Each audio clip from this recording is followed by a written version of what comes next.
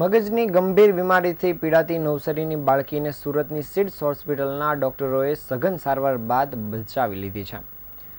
બિલીમોરાની 10 વર્ષીય બાળકી સતત માથામાં અને પગમાં દુખાવાની ફરિયાદ કરતી હતી. તેને બોલવામાં પણ તકલીફ પડતી હતી અને કેટલાક સમયથી ક્યારેક આંચકી પણ આવતી હતી. હોસ્પિટલમાં લાવ્યા બાદ સુરતની સિડ્સ હોસ્પિટલના ન્યુરોસર્જન ડૉક્ટર નિસર્ગ પરમારે ઝીણવટભરી તપાસ કરતાં ખબર પડી હતી કે મગજની બીમારીથી તે પીડાઈ રહી છે.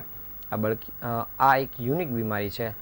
લાખો લોકોમાં એક વ્યક્તિમાં આ પ્રકારની બીમારી જોવા મળતી હોય છે. ડૉક્ટર પરમારે આ યુનિક કેસ અંગે માહિતી આપતા પત્રકારોને જણાવ્યું હતું કે આ પ્રકારની બીમારીમાં કોઈ પણ કારણોસર દર્દીના મગજને લોહી પહોંચાડતી નસોની જાળમાં કોઈક ઠેકાણે કોઈક કારણોસર જો સંકોચન ઊભું થાય છે અને લોહીની પૂરતો પુરવઠો મગજ સુધી પહોંચી શકતો નથી, જેને કારણે દર્દીને વિવિધ પ્રકારની તકલીફો ઊભી થાય છે, જેમ કે આંચકી આવવી, બોલવામાં રૂકાવટ ઊભી થવી, શરીરમાં લકવો મારી જવો વગેરે પ્રકારના કેસો આ બીમારીમાં જોવા મળે છે.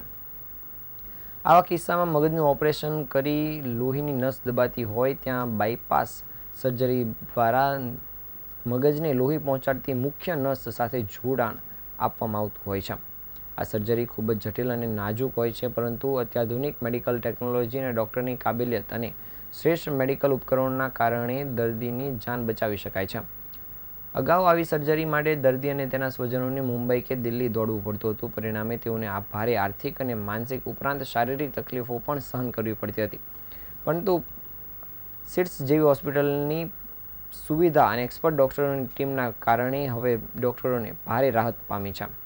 બાળકીને સુરતની જાણીતી મલ્ટી સ્પેશિયાલિસ્ટ હોસ્પિટલ સિડ્સ ખાતે લાવવામાં આવી હતી, જ્યાં ન્યુરોસર્જન ડૉક્ટર નિસર્ગ પરમારે તેના રિપોર્ટ જોયા બાદ સર્જરી પ્લાન કર્યો હતો અને હોસ્પિટલના અત્યાધુનિક સાધનોની સુસજ્જ ઓપરેશન થિયેટર, 4 કુશળ તબીબોની ટીમ તેમજ સપોર્ટિંગ ઓટી સ્ટાફની મદદથી લગભગ 10 કલાકની મેરેથોન સર્જરી બાદ બાળકીને બચાવી લેવામાં આવી છે. તેને આંચકીઓ આવતી બંધ થઈ ગઈ છે. સંપૂર્ણ સ્વસ્થ જોઈ તેના પરિવાર દ્વારા પણ હોસ્પિટલનો તેમજ ડૉક્ટરોનો આભાર માનવામાં આવ્યો છે.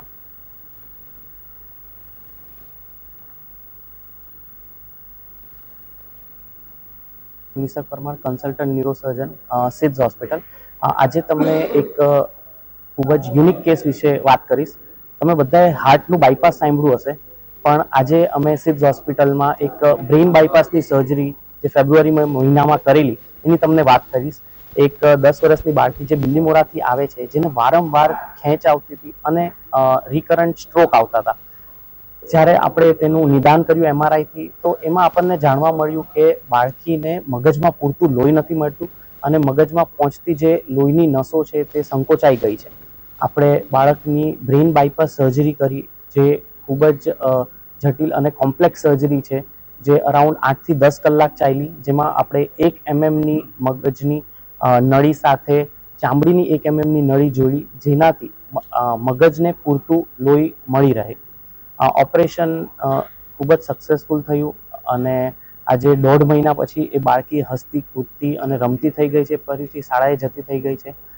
સુરતમાં આ પહેલી વાર બ્રેઇન બાયપાસ સર્જરી આપણે સિડ્સ હોસ્પિટલમાં પરફોર્મ કરી છે અને બધા જ મા બાપને વિનંતી કે પોતાના બાળકોને કોઈ પણ સ્ટ્રોક કે ખેંચ રિલેટેડ કે હાથ પગ દુખાવાના કોઈ પણ સિમ્ટમ્સ હોય તો તાત્કાલિક તમારા ડૉક્ટરને જાણ કરો, આ બીમારીનું નિદાન કરો અને જરૂર પડે તો એને ટ્રીટમેન્ટ કરાવો.